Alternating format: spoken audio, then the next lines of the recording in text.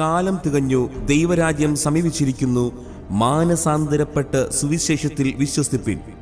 ദക്ഷിണ കേരള മഹാ ഇടവക CSI പുളിയറവള സഭയുടെ 21ാമത് സഭാദിനാഘോഷവും കൺവെൻഷൻ യോഗങ്ങളും 2024 ഏപ്രിൽ 24 ബുധൻ മുതൽ 28 തീയതി ഞായറാഴ്ച വരെ നടത്തപ്പെടുന്നു.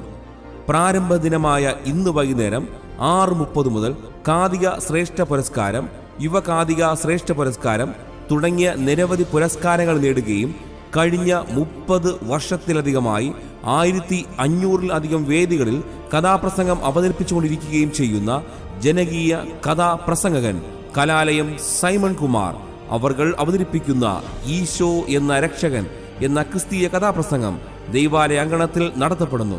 ശ്രീ സൈമൺ കുമാർ രചിച്ച ഈ കഥാപ്രസംഗത്തിന്റെ ആദ്യ അവതരണം കൂടെയാണ്.